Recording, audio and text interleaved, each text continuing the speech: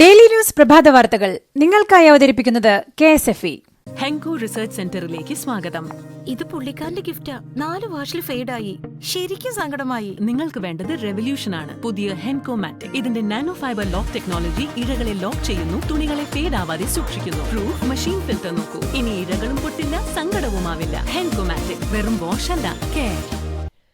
നമസ്കാരം, ഞാൻ പ്രവീജ വിനീത്. ഡെയിലി ന്യൂസിന്റെ പ്രഭാത വാർത്തകളിലേക്ക് സ്വാഗതം. ഇന്ന് ഡിസംബർ 7 തിങ്കളാഴ്ച. നാളത്തെ ഭാരത് ബന്ദ് സമാധാനപരമായിരിക്കുമെന്ന് കർഷക സംഘടനകൾ. അവശ്യ സർവീസുകളെ ബന്ദിൽ നിന്ന് ഒഴിവാക്കിയിട്ടുണ്ട്. വിവാഹ സംഘങ്ങളെയും തടയില്ല. ദില്ലിയിലേക്കുള്ള എല്ലാ വഴികളും ഉപരോധിക്കുമെന്നും കർഷക സംഘടനകൾ. കർഷകരെ പിന്തുണച്ച് സിനിമാ താരങ്ങളും കായിക താരങ്ങളും.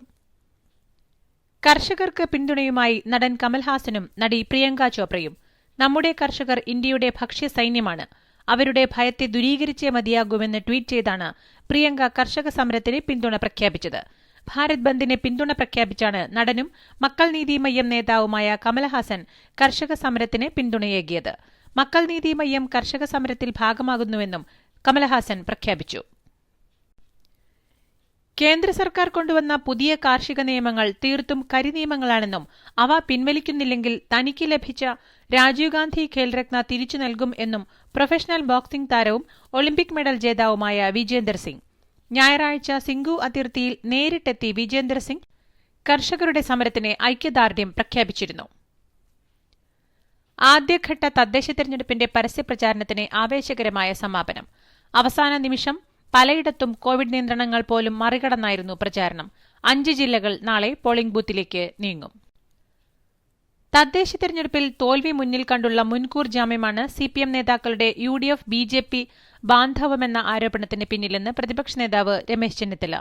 സ്വന്തം മുഖ്യമന്ത്രിയെപ്പോലും ജനങ്ങൾക്ക് മുന്നിൽ അവതരിപ്പിക്കാൻ കഴിയാത്ത ഇടതുമുന്നണി കള്ളപ്രചാരണങ്ങളും വർഗീയ കാർഡുമായി രംഗത്ത് വന്നതാണെന്നും ചെന്നിത്തല.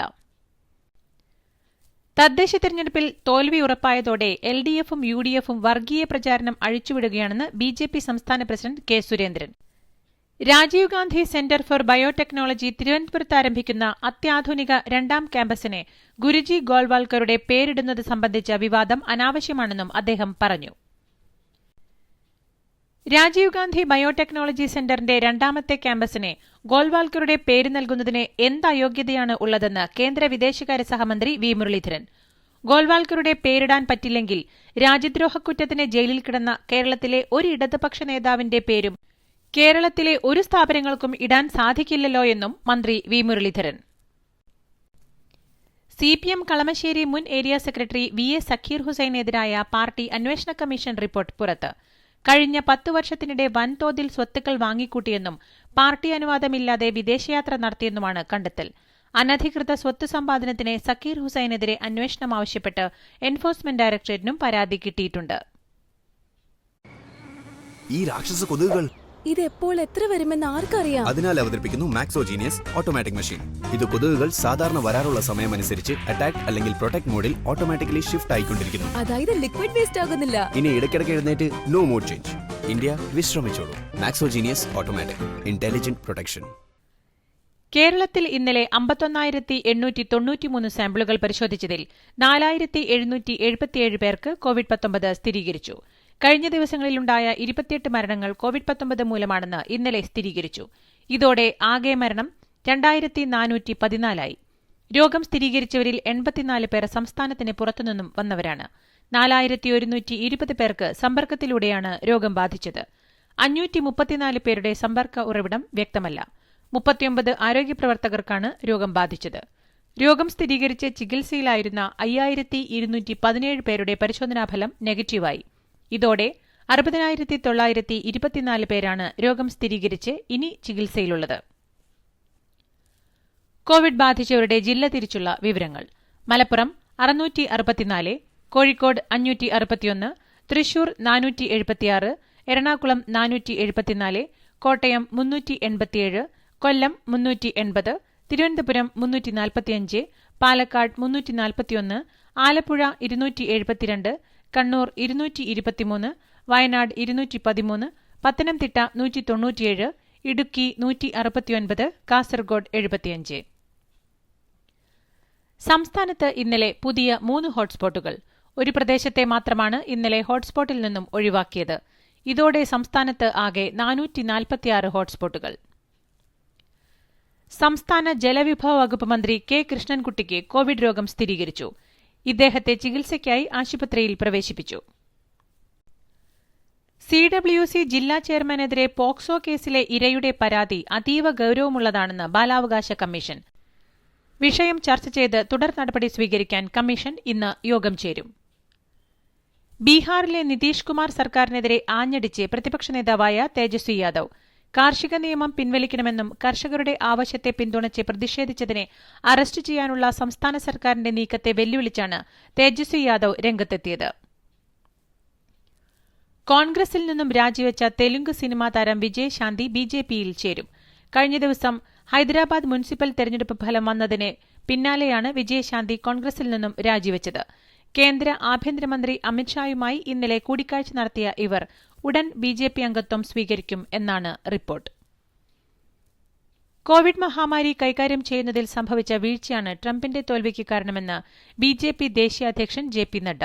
അതേസമയം കോവിഡ് സാഹചര്യത്തിൽ ഇന്ത്യൻ പ്രധാനമന്ത്രി നരേന്ദ്രമോദി ലോക്ഡൌൺ എന്ന ധീരമായ തീരുമാനമെടുത്തെന്നും ആരോഗ്യമേഖലയും സമ്പദ്വ്യവസ്ഥയും തമ്മിലെ തെരഞ്ഞെടുപ്പിൽ അമേരിക്കയ്ക്ക് ഇപ്പോഴും വ്യക്തതയില്ലെന്നും JP നഡ്ഡ.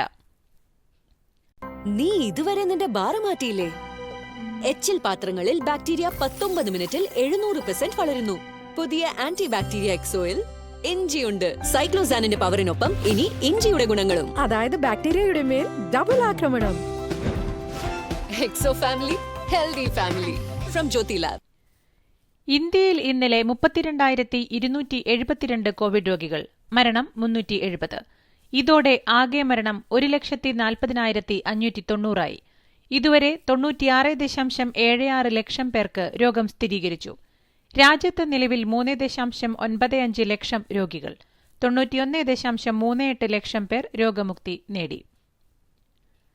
മഹാരാഷ്ട്രയിൽ ഇന്നലെ 4,757 കോവിഡ് രോഗികൾ, ഡൽഹിയിൽ 2,706 പേർക്കും പശ്ചിമബംഗാളിൽ 3,143 പേർക്കും കർണാടകയിൽ 1,321 പേർക്കും ആന്ധ്രയിൽ 667 പേർക്കും തമിഴ്നാട്ടിൽ 1,320 പേർക്കും രോഗം സ്ഥിരീകരിച്ചു. ആഗോളതലത്തിൽ ഇന്നലെ 5,22,342 കോവിഡ് രോഗികൾ, അമേരിക്കയിൽ 1,65,350 പേർക്കും ബ്രസീലിൽ 26,363 പേർക്കും തുർക്കിയിൽ 30,402 പേർക്കും റഷ്യയിൽ 29,039 പേർക്കും രോഗം ബാധിച്ചു. 7,418 മരണമാണ് ഇന്നലെ റിപ്പോർട്ട് ചെയ്തത്. അമേരിക്കയിൽ 1,049 പേരും ഇറ്റലിയിൽ 564 പേരും മെക്സിക്കോയിൽ 593 പേരും ഇന്നലെ മരിച്ചു. ഇതോടെ ആകെ 6.73 കോടി കോവിഡ് രോഗികളും 15.41 ലക്ഷം മരണവും സ്ഥിരീകരിച്ചു. UK-യിൽ കോവിഡ് വാക്സിൻ ഡോസ് സ്വീകരിക്കുന്ന ആദ്യയാളുകളിൽ 94-കാരിയായ എലിസബത്ത് രാജ്ഞിയും 99-കാരനായ ഫിലിപ്പ് രാജകുമാരനും. ഫൈസർ കോവിഡ് വാക്സിൻ നൽകാൻ ആദ്യം അനുമതി നൽകുന്ന രാജ്യമാണ് ബ്രിട്ടൻ. അതിർത്തിയിൽ പ്രകോപനം തുടർന്ന് ചൈന. ഇന്ത്യൻ അതിർത്തിയോട് ചേർന്ന് പടിഞ്ഞാറൻ അരുണാചൽ പ്രദേശിന് സമീപം ചൈന 3ഓളം ഗ്രാമങ്ങൾ നിർമ്മിച്ചതായി റിപ്പോർട്ട്. ഇവിടങ്ങളിലേക്ക് താമസക്കാരെ എത്തിച്ചതായും റിപ്പോർട്ടുകൾ. പകരത്തിന് പകരം വീട്ടി ടീം ഇന്ത്യ. ഓസ്ട്രേലിയയോട് ഏകദിന പരമ്പരയിലേറ്റ തോൽവിക്ക് അതേ നാണയത്തിൽ 2020-ൽ പകരം വീട്ടുകയാണ് ടീം ഇന്ത്യ. ഇന്നലെ നടന്ന രണ്ടാമത്തെ 2020-ൽ 6 വിക്കറ്റിനെ ഓസ്ട്രേലിയയെ തകർത്ത് പരമ്പര സ്വന്തമാക്കിയാണ് ഇന്ത്യ പകരം വീട്ടിയത്. ഓസ്ട്രേലിയ ഉയർത്തിയ 195 റൺസ് വിജയലക്ഷ്യം 2 പന്തുകൾ ബാക്കി നിൽക്കെ ഇന്ത്യ മറികടക്കുകയായിരുന്നു. 22 പന്തുകൾ നേരിട്ട് 2 സിക്സും 3 ഫോറുമടക്കം 42 റൺസോടെ പുറത്താകാതെ നിന്ന ഹാർദിക് പാണ്ഡ്യയാണ് ഇന്ത്യയുടെ വിജയശില്പി. ഇന്ത്യൻ സൂപ്പർ ലീഗിൽ മുംബൈ സിറ്റി എഫ്സിക്ക് ജയം.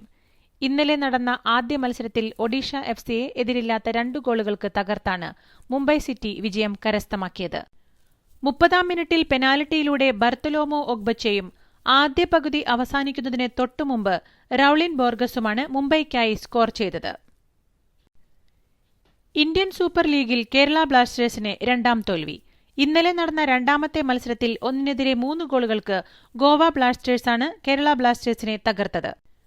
30-ാം മിനിറ്റിലും ഇഞ്ചുറി ടൈമിലും ഇഗോർ അഗുളോയും 52-ാം മിനിറ്റിൽ ജോർജ് മെൻഡോസയുമാണ് ഗോവയ്ക്കായി സ്കോർ ചെയ്തത്. 90-ാം മിനിറ്റിൽ വിസന്റെ ഗോമസാണ് ബ്ലാസ്റ്റേഴ്സിന്റെ ഏക ഗോൾ നേടിയത്. ഇതോടുകൂടി ഇന്നത്തെ ഡെയിലി ന്യൂസ് പ്രഭാത വാർത്തകൾ സമാപിക്കുന്നു. ഡെയിലി ന്യൂസിനു വേണ്ടി വാർത്തകൾ വായിച്ചത് Praveeja Vineeth. The Daily News.in വാർത്തകൾ വിരൽ തുമ്പിൽ.